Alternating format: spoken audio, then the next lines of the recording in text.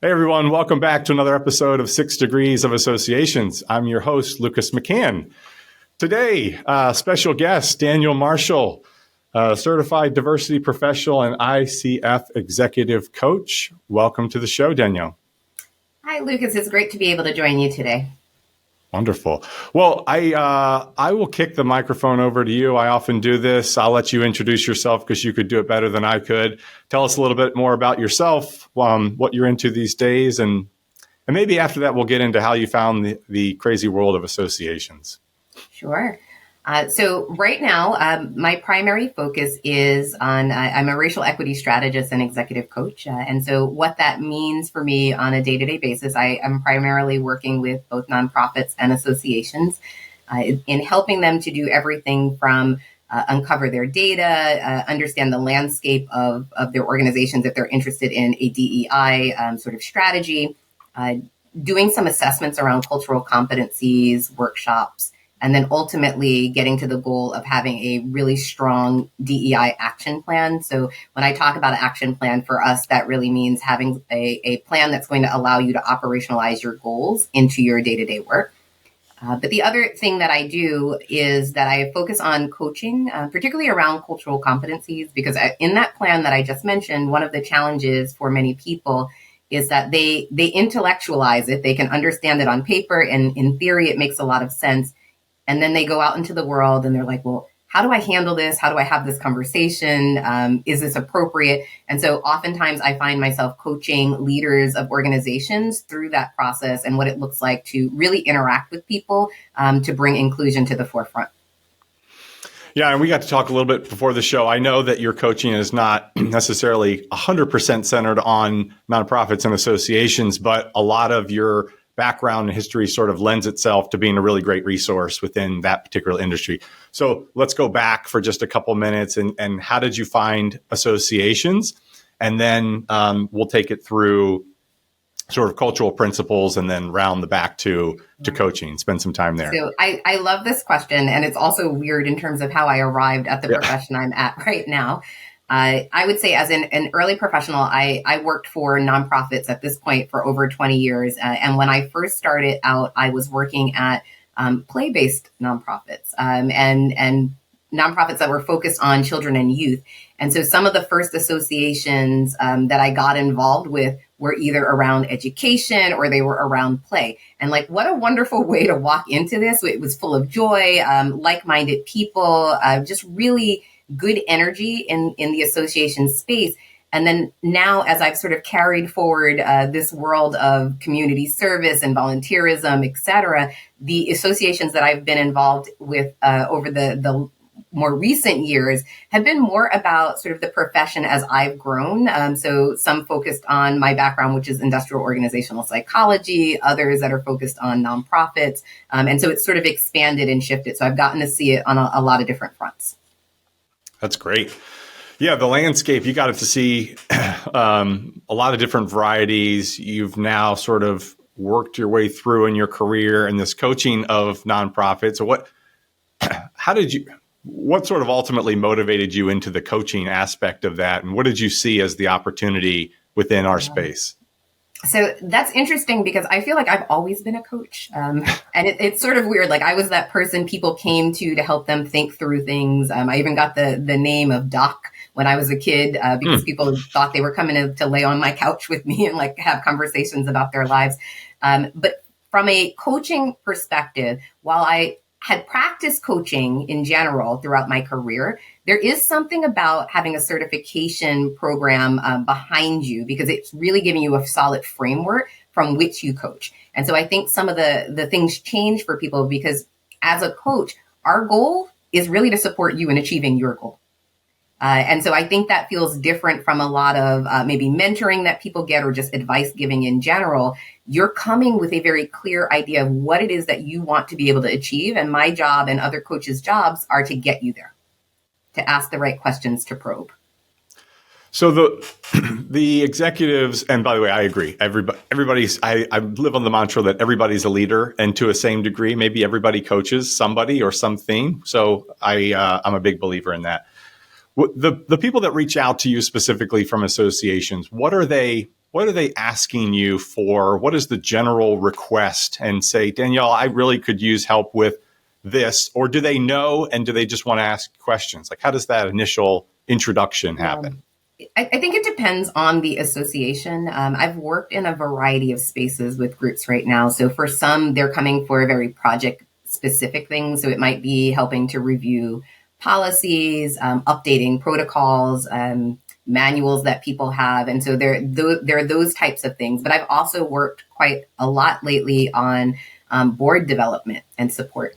And so what does it mean to, if your board is now saying, or your association overall is saying that, we want to prioritize diversity, equity, and inclusion in our work, what does it mean to make sure that your governing body also understands the importance of this? And so some of this is around building cultural competencies so that the leaders of the organization, whether they be C-suite leaders or actually the board of directors, that they have the competencies they need to help make good decisions on behalf of the organization.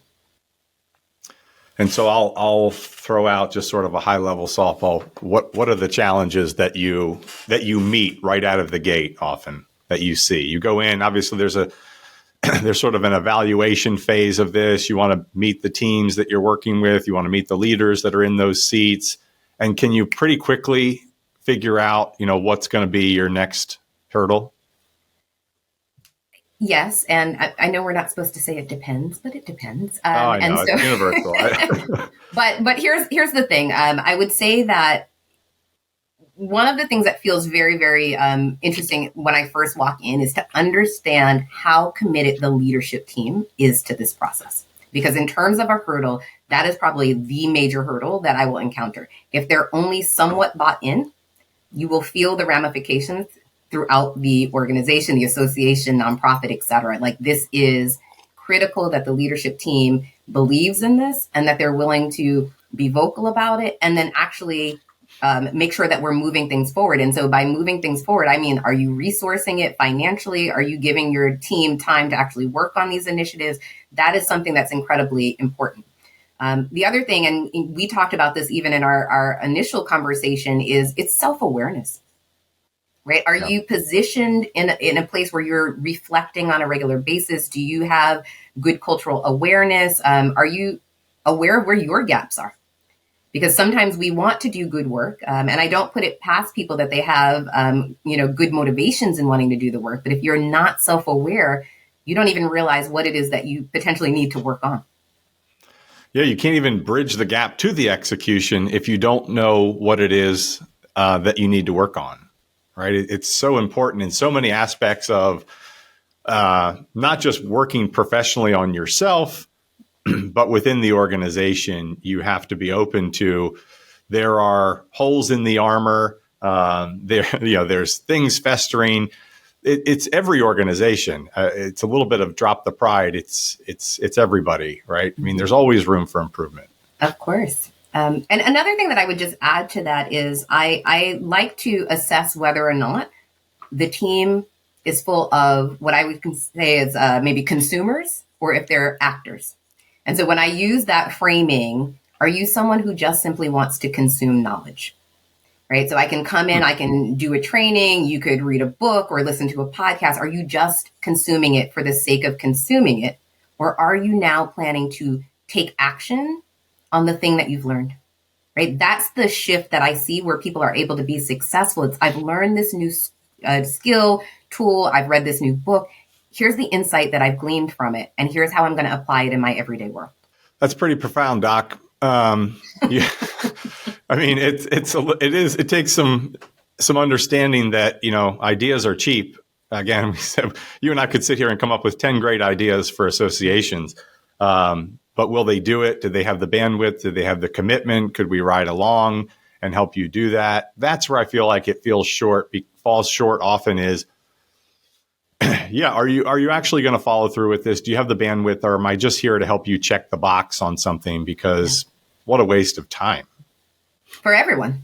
Right. And I think that brings up like a really important point also on why I think we're seeing some of the shifts in perception about DEI, wanting to be involved in it, is a lot of times people came out the gate really strong with these declarative statements. We care about this, whether it was we want to be inclusionary, Black Lives Matter, stop Asian hate, whatever the latest thing is that they were putting out there. Right. And then they failed to actually back those things up with actions. Right. So people talk about things being performatory, and they are for the most part. Like, it's great that you've done that, right? You can hang a Black Lives Matter sign in your window. Thank you for your support. But yet, what does it translate into in terms of action? Because to me, the action in that case is you hung up a sign. I need you to actually do something that's going to matter at the end of the day. Like, are you supporting, BIPOC businesses? Are you, serving as a mentor or a sponsor to people in your organization? Are you ensuring that people are getting promotions at the same rate, or that your retention rates are higher? Like, I'm looking for organizations that are really committed to doing the work, as opposed to just making the statement overall that they care. And so I think that this is important, because the other piece of the fallout that we're seeing is that there's resistance. People don't want to be actively involved in this anymore. And it's partially because they understand, for a lot of organizations, like, you've said that this matters, but I'm not actually seeing it translate into practice. Is it mostly that? Is it there's a lack of follow through? Is it a lack of funding and attention? Is it a lack of a goal? I mean, I feel like I see little parts of this. And often there's just not declarative goal as to, okay, I'm gonna start this process, but I don't really know where I'm going. Yeah. Is that so? Yes to everything that you just said. Right? It is the resources, it's the lack of clarity, and that's why having a strong DEI action plan is going to be really important for organizations. Because at the end of the day, and I actually ask people to limit the goals that they have, because I can walk in at any given time, association, nonprofit, it doesn't matter, and they're like, hey, there are 50 things that we want to do, and I can appreciate that. And I'm like, let's get these listed out. I don't want to lose the thread of these ideas, but we really need to whittle this down to maybe 3 goals, 4 goals at the most. And part of the reason for that, for me, is every goal that you set has a priority, a sub goal underneath it. And it may have multiple sub goals. And so instead of saying we're going to try to take on everything at one time, let's be successful with the things that we can prioritize in this moment as most important. What are the things that are going to move the needle forward for the organization? Well, I didn't tee you up for this. I'm putting you on the spot a little bit here, but is there a success story that you can share, and you have to, sanitize it as much as you need to in terms of, the client or what have you, or who's done it really well, and what are some of the things and steps that they've followed to do that? What I would say is, for all of the clients that I work with, and quite frankly, those that I see doing the work in other spaces, we're getting better. I am hesitant to say there's a success story, because a success story for me also means that we've arrived. This is not work that has a final destination. Success is relative to time and space and all the things. Yeah. But what I have seen for people who have been more successful in their efforts are the folks, again, where the leadership team is fully bought in, that they are resourcing these initiatives, that they are making space for their staff to be actively involved. They're asking the staff how they want to be involved. Yeah. But the thing that I would say has been really interesting to watch is how people choose to integrate DEI into their work. So, and I'll give you 2 examples of how I've seen these plans come together. So whether it be associations or nonprofits or businesses in general, like, they may have either a business plan or a strategic plan that's guiding sort of their next steps in their work. There are some groups who will build their strategic plan, and they can say, here's what we expect is going to happen in the next several years. These are the steps that we want to take. And then they're going to say, we also want to do this DEI plan, right? And here's what we want to accomplish in that. When you hold those 2 things separate, you run into some real challenges, because DEI becomes an additive piece. It was not designed to be additive. What I see success looking like for many of the clients who have done and sort of deepen their work is that they have decided to center their DEI, to center racial equity, whatever it is that they're focusing on, in the heart of their strategic plan. So when I say that, whatever your strategic priorities are, we want to now embed and think about how equity impacts each of these strategic priorities. That way, it is not additive. It is part of your plan. It's not this other thing that we do. If it's in the heart, you can't cut it off like a limb. And that's exactly it. And so I so appreciate you saying that, because what is happening right now as people defund their DEI efforts, as they say, we're going to, we'll put this on the back burner for another couple of years. They are cutting off the limb. And yet we all need to figure out how to be able to work among a global, quite frankly, society, economy, et cetera. There's so many people, so many different cultural groups, and we haven't figured out how to maximize the talent that we have because we keep wanting to kick the can down the road. Absolutely. Well, we talked about something else in our previous conversation too, about sort of bringing your authentic self to work. That's a big request as of late. And talk to us a little bit about maybe the benefits, but also the challenges that you see organizations facing with that call. So it's been really interesting to sit and think a little bit more about authenticity with people. And I would say authenticity in its own right is complex. And the reason I say that is at times, I would say we don't self-reflect enough to even understand what authenticity is for us as individuals, right? How Agreed. Much of who I am as a person is Danielle's actual, this is how I want to show up in the world, versus the norms that have been imposed on me by society, by my family, by et cetera. And so being able to even discern, who am I? What do I value? Is probably paramount before I even think about asking people to bring their authentic selves to work, because who am I bringing? So there's that piece of it. But the other thing that I have found very interesting is in the call for folks to be authentic, to bring their full selves to work. Sometimes what I'm seeing is that leaders are actually sort of imposing exclusionary practices in this call to be inclusive, because they're going to ask people to show up as their authentic selves, but they expect them to show up in a particular way. So I have a container, a belief, Lucas, this is who you are. So therefore, I want you to be authentic, and you need to tell us about your home life, and you need to, tell us about your personal struggles and all of these things. But if you look at me and you say, well, that's actually not something that I'm comfortable sharing, or it isn't authentic to me, right? I'm an introvert. We don't actually, engage in that way. There's something that's missing in terms of how we're understanding, asking people to bring their full selves to work. Yeah, the asking you to bring yourself, as we just talk through it, sounds very one-sided. You have to bring it to me. But am I willing to meet you where you are and understand that it might not be who you are or who I think? Right. Again, I chuckled earlier at your comment and just at the idea that most people don't know who they are, but you're supposed to bring something that is you, because it's absolutely true. Going back to the whole premise of, are you self-aware enough to know what your faults are, but also your strengths, and also what you want to do? You have to have that conversation with yourself before you can step into a request to be that person. And I think you nailed it. There's just so many people who don't take that time to reflect and understand who they are and also who they want to be. That may not always be the same thing, right? We should be constantly looking to grow and better ourselves. And so who I am is great. Where do I want to be and who do I want to be? And be working towards that, I think, is the next aspect. And so bring that, Danielle, whatever that is. And I got to be ready to just receive whatever that is and be good with that.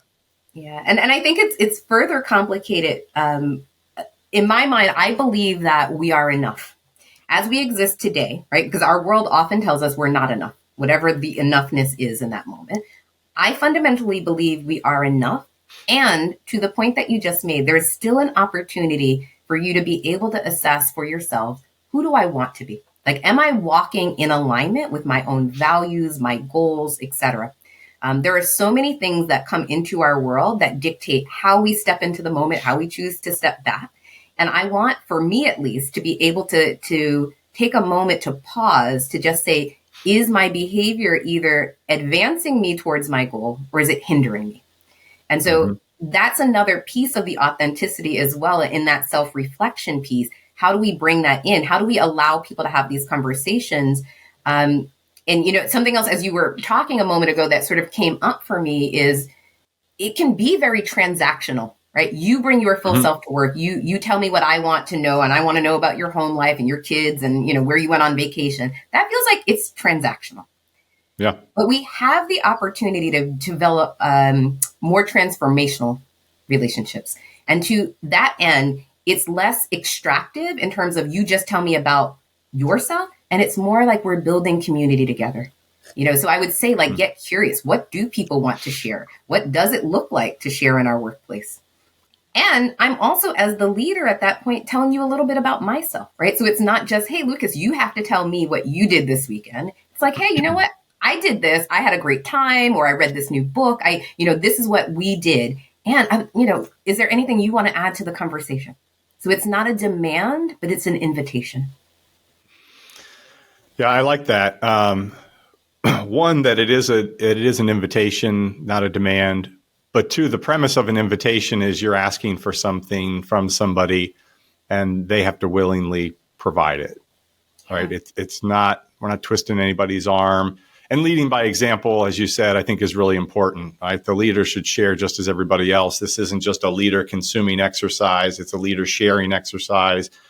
You have to be sort of out in front as a leader or a coach in demonstrating what can and should be to their extent, but also understanding, going back to the premise that they may not even share the same way that you share. But having those types of conversations are difficult, but it's part of the culture that I think we all want to breed and develop. And we just this year, we leaned in that culture should be one of our strategic initiatives. I'm right with you, right? 3 or 4 max. If we can get it to 3, I think that's perfect. And again, lots of things can hang down from there, understood. But culture is one of them. And everybody we formed a team. Let's understand what this culture is. And as the organization grows, there's certain things that we want to hold on to. But we're open to, if there's things that aren't good about our culture, we need to let those go so that we can be a better organization as well. And at some point in the conversation, this is a little crude, I go, doesn't it really just boil down to just giving a shit about each other? And there was a baseline of, yeah, maybe. And what that means is, caring about the person individually so that we build that relationship that you're talking about. I think it is. I'm glad that you took the step to ask people what they want the culture to be, because I think that's so critical. Yes, caring about people might be your baseline starting point. And even in the statement that I want to make sure that the team cares about each other, it's really important to even dive deeper into that one element, because what does that mean to you versus the next team member versus the next team member, right? We all show up differently, and we define words based on our understanding of it and our own lens. I often use the example with people that someone might say within a team, like, respect is paramount. And you'll see people sitting around the room and everyone's nodding their head and they're like, yeah, we have to be respectful here. But if I were to ask the people in the room, what does respect mean to you? You're going to get a host of different definitions, right? One person's going to say, you get 10 answers. Yeah. Yeah. I want you to respect my time. The next person's going to say, please don't talk over me. The other person's like, I really need to make sure my ideas are included. None of them are wrong, right? Like, they each have a definition of respect. And so if we're asking for people to be respectful or to care about each other in the company, what does that now mean to the team that we have? Yeah. And some of it, for everybody's different. I like that. You're going to get different answers on what respect means and what caring for somebody means. And to your point, some will say, well, I care about what's happening in that person's personal life. And some will say, I care about that person advancing professionally, or I generally care that person is doing good things, right? You're right. There's a much deeper level to the care or respect or fill in the blank. I mean, sure, it goes deep. What are some of the things that the association leaders that you meet with struggle with? I would say right now, the biggest thing is, and I'm putting my coaching lens on for a second. Yeah. Right. And the deepening of cultural competencies. I feel like what I am told more times than not is we really want to do this work. We want to be effective, but we just don't have time. Right? And I would probably imagine in most sectors, in most fields, like we're hearing the same conversation. And yet I challenge that because we all have the same amount of time in the day. And I get that some of us can move time blocks around differently. So I am aware that that might be a privilege that some folks hold. Sure. But even within the time that we have, we can make choices around how we want to utilize that. And so I don't necessarily hear well when people tell me I don't have time, because we always have time for the things we want to have time for. Yeah. What you're saying is you just didn't make it a priority. Well, yes, but there's more to it, right? So as I coach, let's talk a little bit about that, because what often then surfaces for people is it was never about time. It was, hey, you know what? I have to have this really difficult conversation with the staff member. I'm uncomfortable with that. Right. But you know what? I'm really too busy to take that on right now, right? So time comes back. Yeah, that's an excuse. Hey, I have to do some internal work, right? And challenge some of the biases that I hold. That feels like a lot, right? It's overwhelming to me. I'm kind of busy, maybe next week. And so all of a sudden time becomes the factor that we're sort of basing our lack of action on. But it doesn't excuse you from doing the work, if you will. But we can, again, keep kicking the can down the road because we're busy. Yeah. Well, and busy can become the default easy route. I mean, just say, oh, I'm busy. I don't want to have the difficult conversation. Yeah. The harder path is often the better path. And you are, I think it's in our nature, right? We're built for survival. And if there's danger or something tough over there, my survival instinct kicks in to just kind of like, nope, let's avoid that. And some people are really good. There's a small percentage of people who are just fight, right, versus flight, maybe. But I think the natural inclination for most people is, I'm going to shy away from that. That seems hard. That seems difficult. That seems dangerous almost. Yeah. So I don't want to do that either for my own personal feelings, or I don't want to be in that sort of light to somebody else, the perception of that. Absolutely. I mean, a lot of this also stems back to this fact that we're just not confident in it, right? This is new for us. We haven't done it before. And I have a mentor who has used the phrase courage over confidence. And it feels like the second that I heard her say that for the first time, it really landed on me pretty significantly, because the idea of this is we do not have to be confident to start. We need to be courageous. If you can take those first steps forward, if you could admit, number one, hey, I don't know something about whether it's this community, this project, whatever it is, right? Our membership base. I don't understand that. And I'm going to be courageous as another step, and I'm going to go about learning about said project, community, etc. And now I'm going to take another courageous step, and I'm going to apply what I've learned, right? So in each case, we're leaning into something that has been difficult for us, that we did not have a full understanding of. And here's the funny thing. As you're moving along that pathway, you start to build confidence, because with each step, you're like, hey, you know what? I do know a little bit more about this, or I've actually tried this out before, and here's the results of it, right? So now I have something to lean back on that helps to boost my confidence in the moment, because I have something that I can really draw from. Yeah, absolutely. The reason I asked the question about, what are people struggling with is we often, as consultants to the industry, right, we get asked by, what are other associations executives doing? It's easy to get sort of lost in their silo of their world and not get out and understand. And so I think it's important just for the audience to hear there are other leaders struggling. In fact, every leader struggles with something.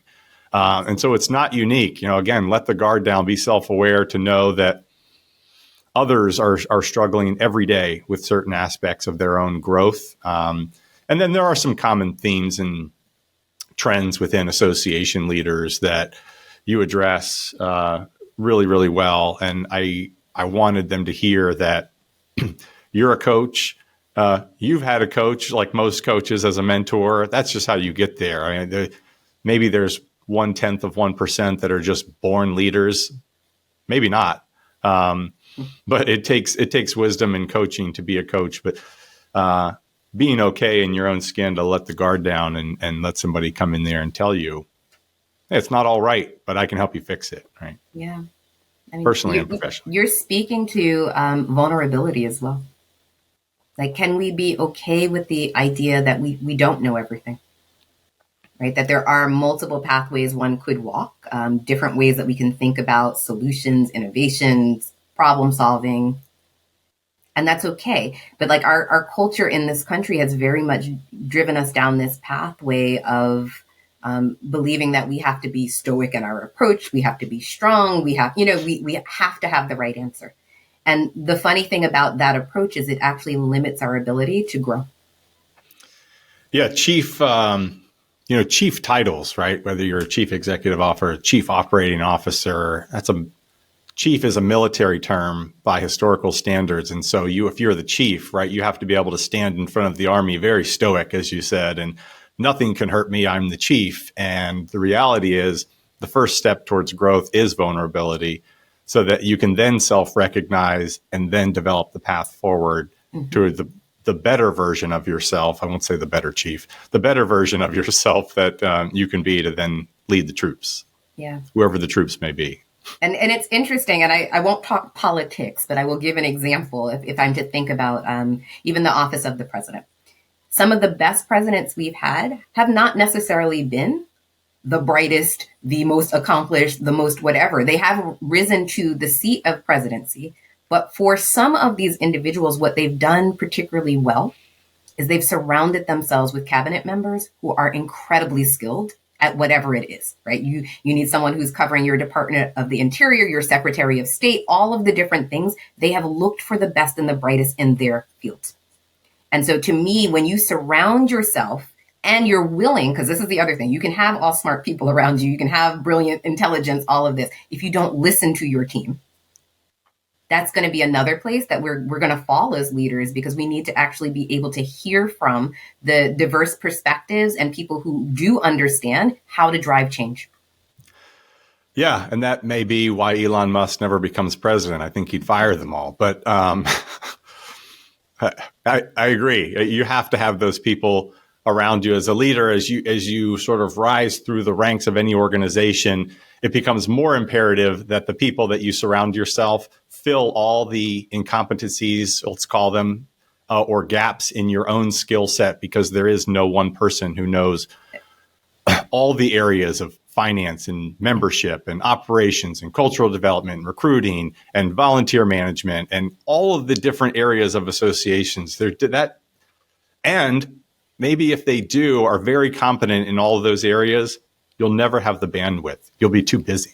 100%. 100%. I'm a huge fan of StrengthsFinders as an assessment. But what appealed to me about StrengthsFinders in particular is that they're like, there are 5 of your top strengths. Worry about those, right? So the other 30 or 25 that are on the list, like, yeah, they're maybe important at times. You might want to attend to them to see if there are things that are affecting your ability to be ultimately successful. But there's something that's really powerful about telling someone, we're all born with particular strengths, right? We may have different strengths than the next person, but I want you to lean on the things that you're particularly good at and focus on those first, instead of always trying to go back and say, I haven't mastered this yet, so I got to add that on. I got to become the best at this. You're actually taking away from your ability in that moment to thrive because you're focusing on the lack. And I tend to focus on the abundance. I already came with these strengths already. So let's make use of those before I ever worry about the things that I have yet to accomplish. We're going to create a whole nother show, Danielle, just about that, because that I could talk about for days. And just some people see weaknesses in themselves. Other people see strengths in the same things in themselves, whether you're a social person or whether you're super detail oriented or not, or whatever. It just is what it is. And you have to understand it's not a weakness. It's an opportunity to surround myself with something else or find a tool that can help me be better through that tool. There'll be things about each of us that we're just not going to change, especially when we reach a certain, as we get older. That these things are more and more ingrained. There's science behind it. There's there's a lot of things that will point to the fact that sometimes you just don't need to change, but you need to work around yourself, or at least have the self-recognition so that, hey, I'm not good at this, so I'm going to have somebody in my cabinet that's really good at exactly this. It. And I'm going to fully empower them to run with the particular program or tasks that are associated with that. So again, there's a whole nother show coming. Unfortunately, I have to wrap us up with this one, but thank you again for joining and giving us your time today. I really appreciate it. Absolutely. It was my pleasure, Lucas. Great conversation. Thank you.